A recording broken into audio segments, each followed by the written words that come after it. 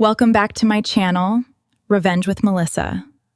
My brother looked me dead in the eye at a board table surrounded by investors, people I had personally brought into the room, and said, "Darius was always more of a support role. The vision was always mine." I had built that company from a Google Doc and a prayer in my spare bedroom. I had written every line of the original code. I had pitched every investor in that room. I had missed birthdays, holidays, and 2 years of sleep to get us to that table. And Marcus, my brother, my co-founder, my blood, sat there in a suit I had helped him buy and told 11 people I was support staff. Can you believe the audacity? I didn't flip the table. I didn't raise my voice. I smiled, nodded, folded my hands.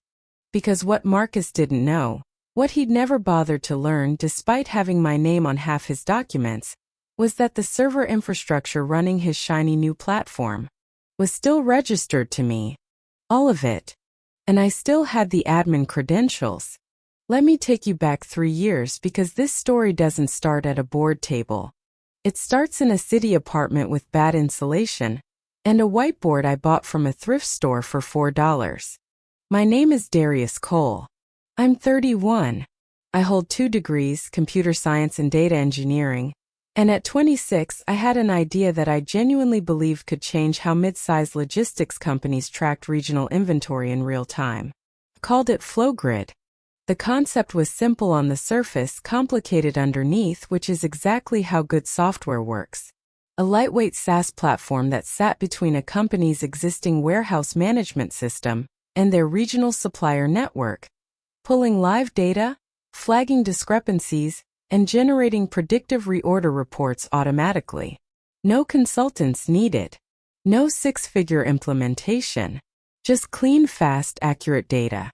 I built the first working prototype in 4 months. Alone. Nights and weekends, while working a full-time data analyst role at a distribution firm that ironically would have been a perfect customer. Here's where Marcus enters the picture. Marcus is 3 years older than me. He is charming in the specific way that works in rooms with ambient lighting and name tags. He can read a room, deliver a joke at exactly the right moment, and make any person feel like the most important person he's ever spoken to. He has always been the one people remember at parties. He is not an engineer. He has never written a line of code in his life. But when I showed him my prototype, played it on my laptop at a Sunday dinner, walked him through the dashboard, showed him the data pipeline running in real time, his eyes lit up in a way I hadn't seen since we were kids. This is real. This is actually real. And then, you need someone who can sell this. Let me in. I thought about it for 2 weeks. I talked to a mentor. I ran the numbers on what scaling would actually take. And I made the decision that a lot of technical founders make. I brought in the person I trusted most to handle the side of the business I was weakest in. I offered Marcus a co-founder role, business development, partnerships, investor relations. I kept technical leadership, product, and the intellectual property. We shook hands. We wrote it up, loosely, naively, in a shared Google Doc that neither of us had an attorney review. That document would come back to haunt me. But we were brothers. What could go wrong? FlowGrid's first real customer came 8 months in. A regional grocery distributor in Ohio who had been bleeding money on inventory errors for 3 years. We pitched them together, Marcus working the room, me showing the live demo. They signed a 12-month contract. Marcus sent me a voice message that night. "We're in business, baby brother. We're actually in this." I remember sitting at my whiteboard and feeling, for the first time, like the thing I'd built in my spare bedroom was becoming real. And it was real. Within 14 months we had 7 enterprise clients, a product that was working, and enough traction to start having conversations with investors. That's when Marcus started having conversations I wasn't in. The first time I noticed it was small. I got a calendar invite for an investor intro meeting. Marcus had scheduled it without telling me. And on the invite, the company description read, FlowGrid, founded by Marcus Cole, Logistics Innovation Platform. Founded by Marcus Cole. I sent him a message. Hey, should say co-founded. Just FYI. He replied with a thumbs up emoji. The invite didn't change. I told myself it was a typo. Sloppy but not deliberate. I was deep in a product overhaul. I had a backlog of feature requests from our enterprise clients and 2 engineers I was managing. I didn't have time to police Marcus's calendar invites. That was my first mistake. 6 months before the board meeting, Marcus landed us a meeting with the Series A fund out of Chicago, Northline Ventures. Serious money. The kind of conversation that could take FlowGrid from a scrappy 7-client operation to a scaled platform with a real runway. I found out about the pitch deck 3 days before the meeting, when Marcus forwarded it for my review. I opened it on my laptop and read it page by page. By slide 4, I was sitting very still. The founding story, the page every investor turns to first, described Marcus identifying a gap in regional logistics infrastructure and building a team to solve it. Building a team. I wasn't the co-founder. I wasn't the CTO. I wasn't even named on that page. I was listed 5 slides later under team as head of engineering. Head of engineering. I built this product from zero. I designed the architecture. I wrote the original code base. I hold both patents we'd filed under my name, because Marcus had suggested I handle the IP paperwork since he was tied up with partnerships. And I was listed as a hired engineer. I called him immediately. Marcus. The deck. Yeah, I saw your message. What's the issue? The founding story doesn't mention me. A pause. Darius, investors want a clean narrative. They get confused when there are 2 technical people at the top. I'm the only technical person. You know what I mean. The story flows better this way. It doesn't change anything real. I was shaking with rage. Not the loud kind. The cold kind. The kind that goes quiet and stays quiet for a long time. Fix the deck, Marcus. He fixed it. Sort of. My name appeared in the founding story in the revised version. 1 sentence. Positioned after 2 paragraphs about Marcus's vision. I told myself it was a negotiation I could handle later. We had a Series A to close. That was my second mistake. Northline Ventures passed, but they connected us to a smaller fund, Meridian Capital, that moved faster and was writing checks at our stage. Marcus handled the term sheet negotiations. He told me it was standard stuff. I'll loop you in before we sign. He signed on a Tuesday. I found out on Thursday when a congratulatory email from the Meridian partner CC'd both of us. I opened the attached executed agreement. My hands were steady, but my vision was doing something strange. The words kept rearranging themselves because what I was reading didn't make sense. Marcus was listed as founder and CEO. I was listed as head of technical operations, a role that carried no equity protection, no board seat, and no IP rights, because in the agreement, all intellectual property had been assigned to the company, and the company's controlling interest was majority held by Marcus. We had never discussed this structure. We had never agreed to this structure. The Google Doc we'd written 3 years earlier gave us equal footing. But that Google Doc wasn't a legal document. And Marcus had signed something that was. I called him. He answered on the second ring, relaxed, like a man who had already rehearsed this conversation. D. Before you say anything, you signed an agreement that made me an employee. You're not an employee, you're. I have no equity protection. I have no board seat. You assigned IP I created to a company you now control. The company is both of ours. That's the point. We needed a clean cap table for investors, and you know you're not the operator type. You never wanted to run the business side. That is not the same as signing away my ownership in what I built. Long pause. Darius. His voice shifted. Softer. The voice he used on investors, on clients, on rooms he needed to own. You're the smartest person I know. You built something incredible. But if you blow this up over paperwork, we lose everything. Both of us. Is that what you want? I sat with that for exactly 2 seconds. Then I said, I need you to send me everything you've signed in the last 4 months. He sent some of it. Not all.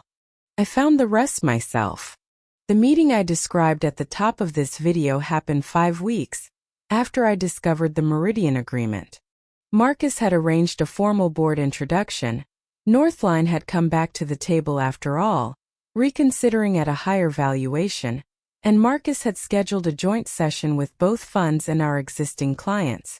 I showed up, suit pressed, laptop ready, prepared to present the technical roadmap, the part of the pitch Marcus always handed to me with the same line. This is where you shine, D. And for the first 45 minutes I did. I walked the room through FlowGrid's architecture, our data accuracy rates, our uptime record, our product roadmap for the next 18 months. The room was engaged. Questions came fast. Good questions. The kind investors ask when they're actually considering writing a check. Then Marcus took the floor. And within 6 minutes, he had reframed the entire company around himself. His vision, his insight, his decision to build a technical team to execute it. The final insult, the Northline partner, a woman named Renee who had been in the room the entire time watching both of us, turned to Marcus and asked, And what's Darius's role going forward as you scale? Marcus smiled. Darius was always more of a support role. The vision was always mine. I looked at Renee. She was watching me. She had heard me present for 45 minutes. She knew exactly what I'd built. And the expression on her face wasn't belief. It was waiting. She was waiting to see what I would do. I smiled, nodded, folded my hands. We can discuss structure separately, I said. And I excused myself to use the restroom. I didn't use the restroom. I went to the lobby and opened my laptop. Here is what Marcus had never cared to understand, because understanding infrastructure was beneath the level of abstraction he operated at. FlowGrid ran on cloud servers I had provisioned. In my name. Using my personal developer account, the same one I'd used when I was building the prototype alone in my spare bedroom, long before Marcus was involved, long before there was a company, long before there was a cap table. When we formalized the business, Marcus had said, Just keep running it the way you've been running it. I'll handle the business accounts. He never moved the technical infrastructure to a company account. He never had the credentials transferred. He never put me in charge of doing it because doing it would have required him to understand what it was. So the servers, the databases, the API environment, the client-facing dashboard, the entire operational backbone of a platform that was about to close a multi-million-dollar funding round, was still registered to Darius Cole. My login, my card on file, my admin access. Sitting in that lobby, I didn't do anything rash. What I did was methodical. 3 years of building software had taught me that the most dangerous moves are the quiet ones, the ones that run in the background while everyone else is still in the meeting room talking about vision. I called an attorney from the lobby of that building, an IP and technology lawyer named Priya Anand who had been recommended to me months earlier by a colleague. A recommendation I had filed away and never acted on because I trusted my brother. I told her what had happened in 60 seconds. She said, Do not touch anything yet. Do not walk back into that meeting. Go home and bring me everything, the original code commits, the patent filings, the Google Doc, every signed agreement you've seen and every one you haven't. We need to document your prior art before he moves anything. I went home. I pulled everything. And what I found when I finally had a lawyer's eyes on the full picture made Priya go quiet for almost 30 seconds before she said, Darius. He signed a funding agreement using IP that the patents clearly establish as yours, personally prior to the company's formation. The assignment clause is unenforceable without your signature, which you never gave. The whole structure Marcus had built, the cap table, the controlling interest, the investor agreements, was sitting on a foundation that required my consent. Consent he had never gotten. He had built his palace on my land. And I still had the keys to the door. Let me be precise about what I did because precision matters here. I did not delete anything. I want to be clear about that because that would have been destruction of assets and I am not interested in criminal liability. I am interested in leverage. What I did was exercise my rights as the registered owner of the infrastructure. Step 1. I logged into the cloud provider account. Revoked all secondary access. Marcus had one login. A viewer-level credential I'd given him 2 years earlier so he could pull client reports without calling me. Gone. Step 2. I contacted the cloud provider's enterprise support line and requested a formal account ownership verification. I provided my identity documentation, my original provisioning records, and my payment history going back 3 years. The infrastructure was mine. They confirmed it in writing within the hour. Step 3. I placed the databases in maintenance mode. Not deleted. Not corrupted. Locked. The FlowGrid platform, the live dashboard that 11 enterprise clients logged into every single day, returned a maintenance screen. At 4:17 p.m., while Marcus was still in that board meeting charming investors, every FlowGrid client got a maintenance notification. At 4:19 p.m., Marcus's phone started ringing. At 4:21 p.m., he called me. I answered on the third ring. What did you do? Not a question. A statement. His voice had lost the room-reading warmth. This was a different Marcus. Cornered Marcus. I've placed the infrastructure in maintenance mode, while I resolve an ownership dispute with my attorney. You can't, Darius, there are investors in this building right now. Then you should probably tell them that the platform they're about to fund runs on servers registered to the person you just called support staff. Silence. What do you want? I want what I built. I want my co-founder title documented properly, my equity position corrected to reflect the original agreement, my name on the IP assignments I signed, and I want the Meridian agreement voided and renegotiated with me at the table. In writing. Reviewed by both our attorneys. Then the platform comes back online. The clients have a maintenance screen. It happens. Tell them it's scheduled. His breath on the line was uneven. You're going to destroy everything we built. No, Marcus. I kept my voice even. I'm going to get my name back on what I built. There's a difference. What happened over the next 10 days was not dramatic. It was administrative, which is honestly the most satisfying kind of victory. Priya filed for an emergency injunction establishing my prior IP rights based on the patent filings, the original code commit history, time-stamped and unambiguous, and the 3-year payment record for the infrastructure. She sent formal notice to Meridian Capital that the executed funding agreement contained an IP assignment that was legally contested and could not be enforced without my signature. Meridian paused the wire. Northline, who had been in the room when Marcus called me support staff, withdrew from the conversation entirely. Renee, the partner who had been watching me during that speech, sent a brief email. We'll revisit when the governance structure is resolved. We invest in teams, not individuals. Marcus came to me. Not with lawyers, with himself at my apartment door at 7 in the evening, looking like a man who had not slept. Darius, come on. This is us. This is family. I know it is, I said. That's why I didn't file the injunction for 3 years, while you were slowly editing me out of my own company. He sat at my kitchen table. For the first time since we were kids, he didn't look like the charming older brother. He looked tired and scared and smaller than I'd ever seen him.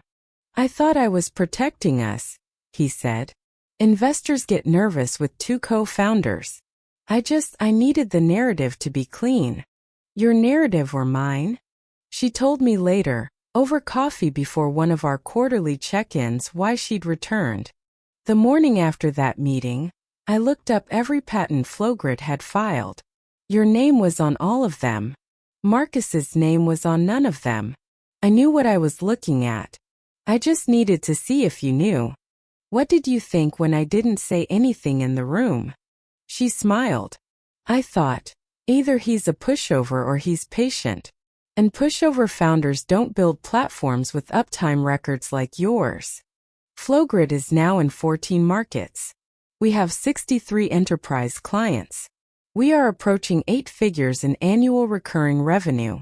Marcus and I still work together. It is different now, less easy, more honest.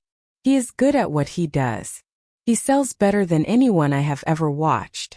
But he no longer narrates my work without my name attached to it. The first time he introduced me at a client dinner after the restructure, he said, "This is my co-founder Darius. He built what you're using. I just convinced you to use it." It was the most accurate thing he'd said about us in 3 years. I don't know if we'll ever be what we were before that board table. Probably not. Betrayal, even family betrayal, even the kind that comes from ambition rather than cruelty, leaves a watermark. You can hold the document up to the light and still see it. But I know what I built. And now so does every investor, every client, and every room my brother walks into. Here's what I want you to hear if you're building something. Document everything. From day one. Not because you expect betrayal. Because clarity protects everyone, including the people you love. The Google Doc we wrote 3 years earlier cost us nothing. An attorney reviewing it would have cost us $800 and saved 2 years of slow erosion. I am not angry at Marcus for being ambitious. I am not even fully angry at him for what he did because part of me understands it. He got in a room with real money and real pressure and he made himself bigger to survive it. People do that. Doesn't make it right. But I understand it. What I am, what I will always be, is a person who built something real, and who finally stopped letting someone else write the label on it. The server credentials sat in my account for 3 years. The patents had my name on them for 3 years. The code commit history was time-stamped and unambiguous for 3 years. I had the leverage the whole time. I just had to be backed far enough into a corner to use it. 2 minutes in a lobby. 1 phone call. 72 hours of maintenance mode. And the company I built finally had my name on the door. If you've ever built something and watched someone else take the credit, drop a B in the comments. You're not alone and you are not imagining it. And if you know a builder who's still waiting for the credit they're owed, send this to them. Your name belongs on what you built. Act accordingly.